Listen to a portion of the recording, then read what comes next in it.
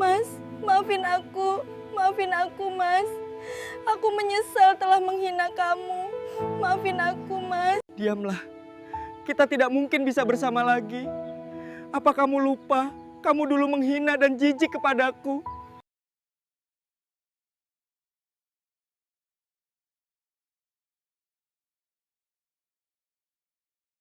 Namaku Ardi, seorang pemuda yang lahir dan tumbuh besar di sebuah desa kecil yang tenang. Desa kami sederhana, dikelilingi sawah hijau, sungai kecil yang jernih, dan pepohonan rindang yang seolah menjadi saksi bisu kehidupan kami. Jalanan desa masih berupa tanah, berdebu saat kemarau dan becek ketika hujan. Tapi disitulah aku tumbuh, belajar tentang arti hidup. Aku tinggal di rumah kayu sederhana bersama ayah dan ibu. Meski dindingnya sudah mulai rapuh dan atapnya bocor saat hujan, rumah itu adalah tempat paling hangat di dunia. Ayahku seorang buruh tani. Setiap pagi, ia berangkat ke sawah dengan cangkul di bahu. Sementara ibuku berjualan kue di pasar, cucur, klepon, dan nagasari buatan tangannya selalu laris dibeli warga. Sebagai anak tunggal, aku merasa bertanggung jawab. Hampir setiap hari aku ikut ayah ke sawah. Panas matahari membakar kulitku, lumpur menempel di kakiku, tapi semua itu kujalani dengan ikhlas. Kadang aku tersenyum sendiri, karena di balik kelelahan itu aku merasa bangga bisa membantu ayah. Ardi, kata ayah suatu siang, jangan pernah malu jadi anak petani. Sawah ini memang bukan milik kita, tapi kerja keras kita adalah milik kita selamanya. Aku mengangguk, walau dalam hati ada keresahan. Aku sering bertanya, apakah aku akan selamanya hidup seperti ini? Apakah aku tidak bisa bermimpi lebih besar? Ibu selalu menenangkanku. Nak, ingatlah, orang miskin bukan berarti tidak punya harga diri. Kau harus jujur, sabar, dan rajin. Itu yang akan membuatmu dihormati. Kata-katanya menancap kuat dalam hatiku. Selain keluarga, aku punya sahabat bernama Rian. Ia anak pemilik toko sembako di pasar. Keluarganya cukup berada. Tapi Rian tidak pernah merendahkanku. Justru dia yang sering memberiku semangat. Ardi, kau harus berani bermimpi, katanya suatu sore di tepi sungai. Mungkin sekarang kau miskin, tapi masa depan itu bisa berubah kalau kau tidak berhenti berusaha. Aku hanya bisa tersenyum, menatap air sungai yang mengalir pelan. Kata-katanya membuatku percaya bahwa mungkin, suatu hari nanti, aku bisa mengubah nasibku. Malam-malam di desa selalu indah. Aku duduk di beranda rumah, memetik gitar tua peninggalan kakek. Senarnya sudah berkarat, tapi nadanya masih mampu menemani mimpiku. Aku menatap bintang-bintang, membayangkan dunia yang lebih luas di luar desa. Saat itu aku tak pernah menyangka bahwa hidup sederhana yang kuanggap indah akan segera berubah. Sebuah badai besar menunggu di depan, badai yang akan mengguncang segalanya, menghancurkan mimpiku, sekaligus menyalakan api tekad yang tak pernah padam. Namun sebelum badai itu tiba, aku masih menikmati hari-hari penuh harapan. Setiap sore aku duduk di pematang sawah, memandang matahari tenggelam. Aku sering berbicara pada diriku sendiri, Ardi, suatu hari nanti kau harus jadi seseorang yang bisa membuat ayah dan ibu bangga. Rian sering menemaniku. Suatu sore ia bertanya, Ardi, kalau kau diberi kesempatan, apa yang paling ingin kau lakukan? Aku terdiam, menatap langit yang berubah jingga. Aku ingin punya usaha sendiri. Aku ingin bisa memberi kehidupan lebih baik untuk orang tuaku. Aku ingin membuktikan bahwa anak petani juga bisa berhasil. Rian tersenyum, menepuk bahuku. Itu mimpi yang bagus. Jangan pernah takut bermimpi besar, Di. Karena kalau kau takut bermimpi, kau sudah kalah sebelum berjuang. Perkataan itu menyalakan api di hatiku. Malamnya, aku membantu ibu menata dagangan kue. Aku memperhatikan bagaimana ibu tersenyum kepada setiap pembeli. Bagaimana ia tidak pernah curang meski keuntungannya kecil.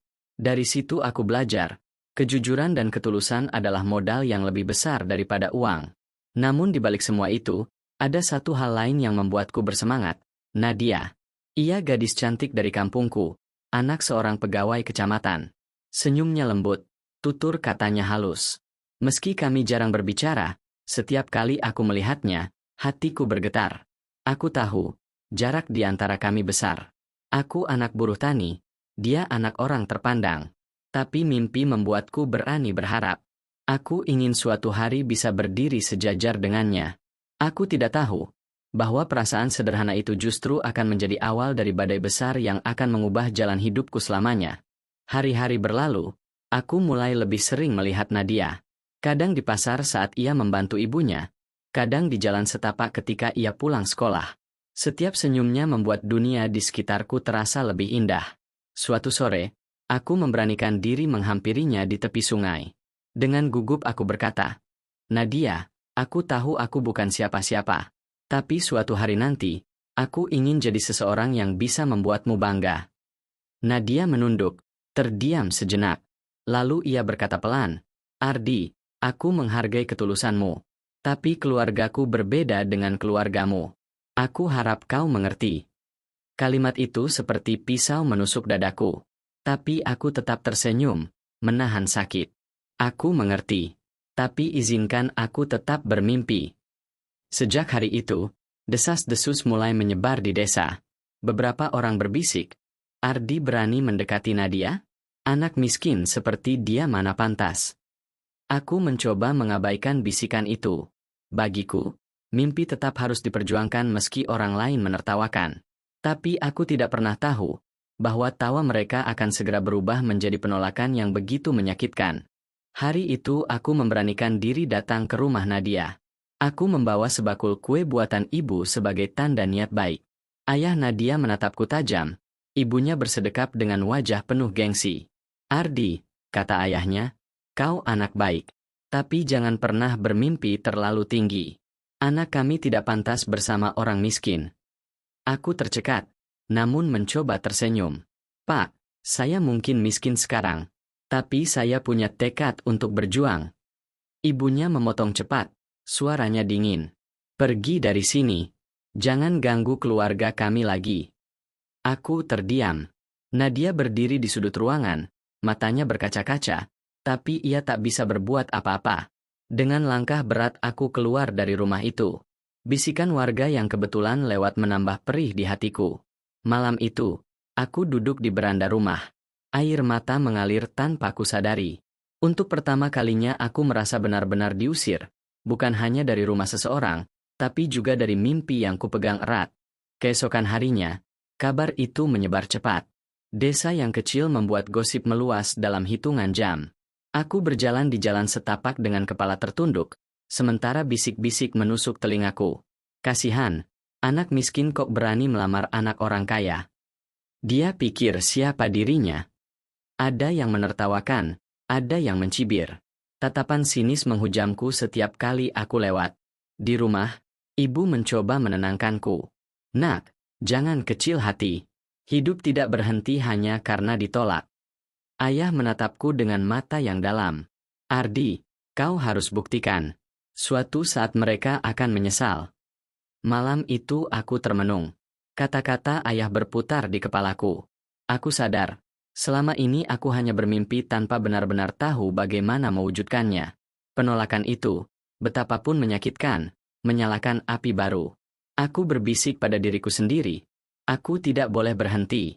Aku harus mencari jalan. Aku akan pergi dari desa ini. Dan suatu hari, aku akan kembali bukan sebagai Ardi yang miskin, melainkan sebagai Ardi yang berhasil. Air mata masih mengalir, tapi kali ini bercampur dengan tekad yang membara. Malam itu aku tidak bisa tidur. Aku merenung lama, mendengar suara jangkrik di luar rumah. Pikiran bercampur aduk. Keesokan paginya aku bicara pada ayah dan ibu. "Bu, Pak, izinkan aku merantau ke kota. Aku tidak mau selamanya begini. Aku ingin buktikan bahwa kemiskinan bukan takdir." Ibu langsung menangis. "Nak, kota itu keras. Bagaimana kau bisa bertahan sendirian?" Ayah menatapku lama, lalu meletakkan tangannya di bahuku. "Kalau itu tekadmu, pergilah. Jangan takut jatuh. Kami hanya bisa mendoakan." Hari itu aku berkemas. Tak banyak yang kubawa. Pakaian seadanya, dompet lusuh berisi tabungan kecil, dan gitar tua peninggalan kakek. Saat berjalan meninggalkan rumah, hatiku terasa berat. Aku menoleh sekali lagi, menatap sawah dan jalan kecil desa yang penuh kenangan. "Suatu saat aku akan kembali," bisikku, "bukan sebagai Ardi yang miskin, tapi sebagai seseorang yang mereka hormati. Dengan langkah itu, aku resmi meninggalkan kampung halaman. Kota menyambutku bukan dengan pelukan, melainkan dengan ujian. Jalanan ramai, kendaraan berdesakan, gedung-gedung tinggi menjulang. Semuanya terasa asing. Aku berjalan dari toko ke toko, dari warung ke gudang, mencari pekerjaan. Namun jawabannya selalu sama. Maaf, sudah penuh. Malam itu aku tidur di emperan toko. Perutku kosong, tubuhku lelah, tapi mataku tak bisa terpejam. Lampu kota terasa dingin, jauh dari hangatnya lampu pelita di rumah. Di tengah keputusasaan, seorang penjual gorengan tua memberiku sepotong tempe goreng. Nak, kota ini memang keras. Tapi jangan biarkan kerasnya membuat hatimu ikut keras. Kalau kau mau bekerja, rezeki akan datang. Kata-kata itu bagai cahaya kecil di kegelapan. Aku menggenggam tempe goreng itu erat. Dalam hati aku bersumpah, aku tidak boleh kalah. Aku harus menemukan jalanku, apapun yang terjadi. Keesokan harinya aku melihat papan bertuliskan, dibutuhkan kuli angkut, dibayar harian. Aku segera mendaftar. Pekerjaannya berat, mengangkat karung beras seharian. Tubuhku remuk, tapi malam itu aku tersenyum melihat uang di genggaman. Hari-hari berikutnya, aku semakin tekun. Aku memperhatikan pedagang, cara mereka menawarkan barang, menata dagangan, membujuk pembeli. Aku belajar diam-diam, menyerap semua ilmu dari pasar. Suatu hari, seorang pedagang tua memintaku menjualkan buah karena kakinya lemah. Aku berkeliling pasar dengan suara lantang. Ajaibnya, dagangan cepat habis. Pedagang itu menepuk pundakku. Kau punya bakat, nak. Kalau mau, aku akan titipkan dagangan padamu setiap minggu. Malam itu aku duduk di bawah lampu jalan. Air mataku jatuh, bukan karena sedih, tapi karena aku merasakan secercah peluang yang bisa mengubah hidupku. Sejak hari itu aku rutin menjualkan dagangan pedagang tua. Dari buah-buahan, sayur, hingga beras. Pelanggan mulai mengenalku. Kalau belanja sama Ardi, pasti jujur timbangannya, kata mereka. Namun, semakin aku dikenal, semakin banyak yang iri. Pedagang muda mulai berbisik sinis. Ada yang menurunkan harga untuk menjatuhkanku. Ada yang menyebarkan gosip buruk. Hari itu aku pulang dengan kantong hampir kosong. Uang hasil penjualan hanya sedikit. Aku menunduk lemah di kamar kos. Apakah aku salah bermimpi? Bisikku. Tapi bayangan wajah ayah dan ibu, juga senyum Nadia, kembali menguatkanku. Aku mengepalkan tangan. Tidak. Api ini harus kujaga agar tetap menyala. Keesokan harinya aku kembali ke pasar dengan kepala tegak. Aku menata barang lebih rapi, menawarkan dengan senyum tulus, dan memastikan setiap pembeli puas. Perlahan kepercayaan tumbuh lagi. Malam-malam kuhabiskan membaca buku bekas tentang perdagangan. Aku belajar mengatur uang, memahami resiko, dan arti kesabaran. Sampai suatu malam aku menatap cermin kecil. Wajahku masih lelah, bajuku lusuh, tapi mataku berbeda, ada api tekad yang membara. Aku berbisik, aku tidak akan selamanya jadi kuli. Suatu saat aku akan berdiri sebagai pengusaha. Dan ketika saat itu tiba, aku akan kembali ke desa. Bukan untuk balas dendam, tapi untuk membuktikan. Aku tidak sadar, jalan yang kutempuh akan segera membawaku pada ujian terberat, sebuah kejatuhan yang membuatku hampir menyerah segalanya. Semuanya dimulai ketika pedagang tua yang selama ini mempercayakan dagangannya padaku jatuh sakit keras. Ia tak bisa lagi ke pasar. Tanpa barang untuk dijual, penghasilanku hilang seketika. Aku mencoba mencari pemasok lain, tetapi hampir semuanya menolak. Maaf, nak, kami tak kenal siapa kau.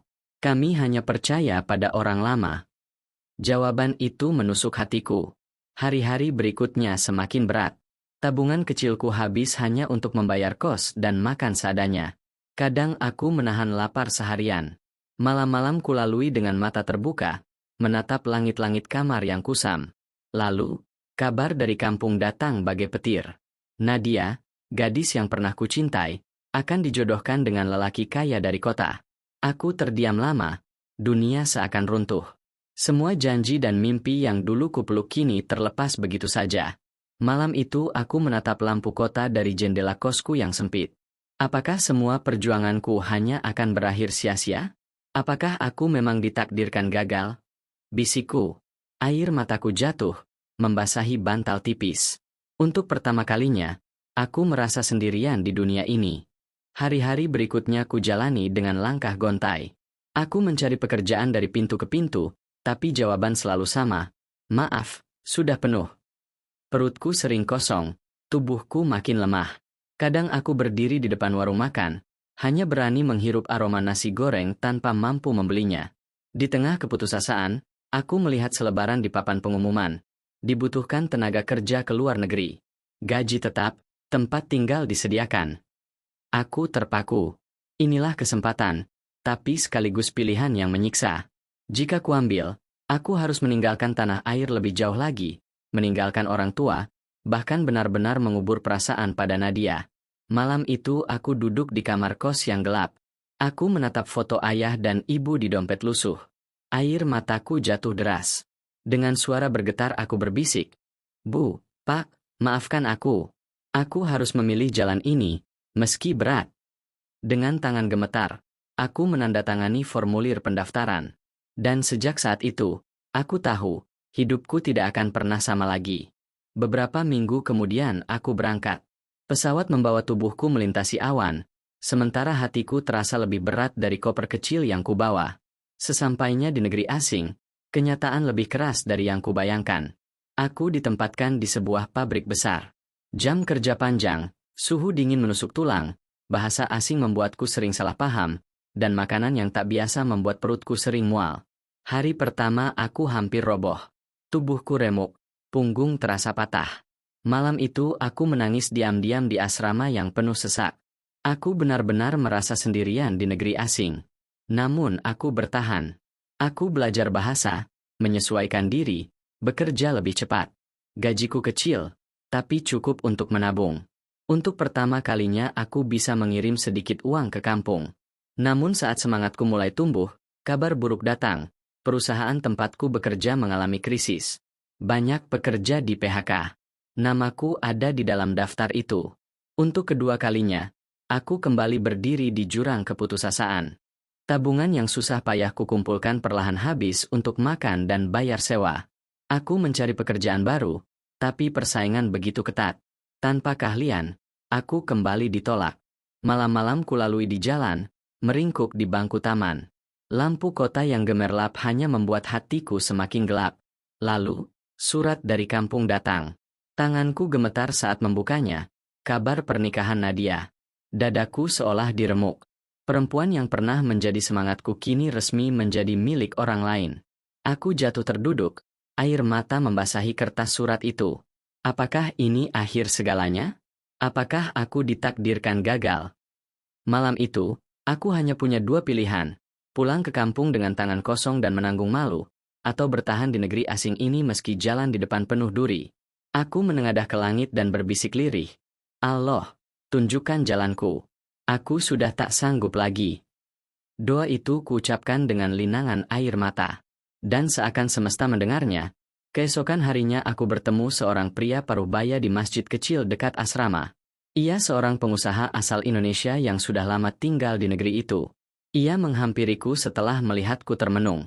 Nak, kenapa wajahmu begitu muram? Tanyanya ramah. Aku menceritakan segalanya, tentang kemiskinan, perjuangan, hingga keputusasaan. Pria itu menepuk bahuku. Kau anak muda yang punya tekad. Kalau kau mau, ikutlah denganku. Aku butuh orang jujur untuk membantuku di usaha ekspor kecilku. Gajinya tak besar, tapi kalau kau serius belajar, kelak kau bisa maju. Hatiku bergetar. Tawaran itu bagai pintu kecil yang terbuka. Dengan penuh syukur aku menerimanya. Hari-hari berikutnya aku bekerja di gudang ekspor. Tugasnya sederhana, tapi aku jalani dengan sepenuh hati. Malamnya, meski letih, aku mencatat semua ilmu yang kupelajari. Untuk pertama kalinya setelah lama tenggelam dalam keputusasaan, aku kembali merasakan nyala api kecil di dadaku. Sebuah keyakinan berbisik, inilah titik balikmu, Ardi. Jangan sia-siakan lagi. Hari demi hari ku jalani dengan tekun. Aku mengurus catatan barang dengan teliti, memastikan setiap pengiriman tepat waktu. Kadang aku membantu mengepak hingga larut malam. Pengusaha itu mulai menaruh kepercayaan padaku. Ardi, aku melihat kesungguhanmu. Tidak banyak anak muda setekun ini. Kau punya masa depan, katanya sambil menepuk pundakku. Kata-kata itu membakar semangatku. Aku belajar bukan hanya dari pekerjaan, tapi juga dari obrolan kecil dengannya. Tentang bagaimana mencari pembeli dari luar negeri, bagaimana menjaga kualitas barang, hingga seni menegosiasikan harga. Semua kutulis rapi dalam buku catatanku yang lusuh. Bulan demi bulan berlalu. Tabunganku mulai bertambah, meski tidak besar. Untuk pertama kalinya aku bisa mengirim uang ke kampung. Saat mendengar suara ibu bergetar di telepon. "Nak, kami bangga padamu." Dadaku terasa penuh haru. Malam itu aku menatap langit asing yang dulu terasa gelap. Kini bintang-bintang seolah berkilau lebih terang. Aku berbisik, inilah benih keberhasilan. Aku akan terus menyiraminya sampai tumbuh menjadi pohon besar. Aku tidak sadar, langkah ini sedang membawaku ke jalan yang lebih luas, yang kelak akan mengubah segalanya.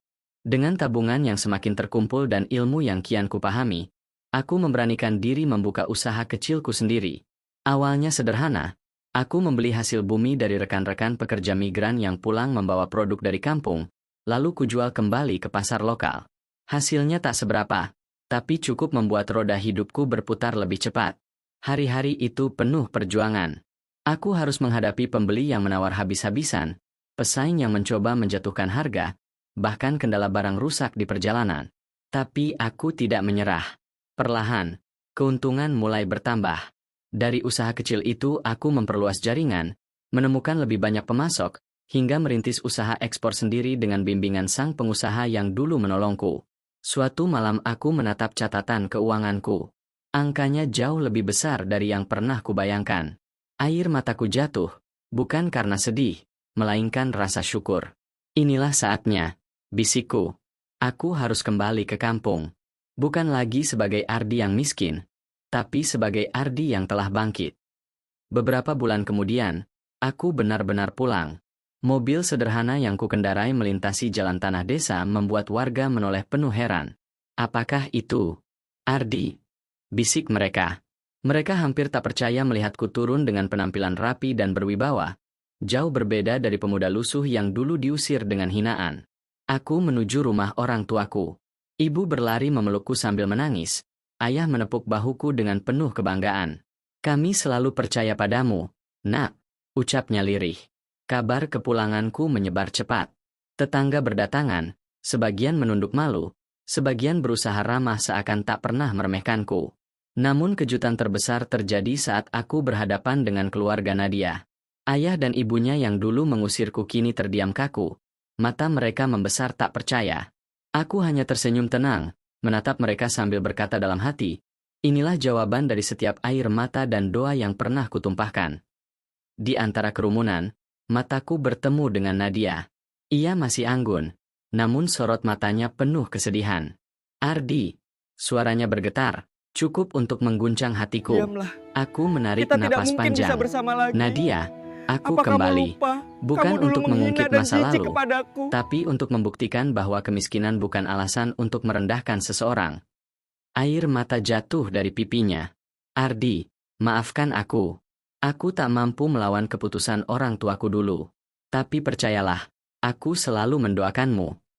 Aku menunduk, menahan rasa bercampur aduk. Ada luka, ada rindu, tapi juga ketenangan.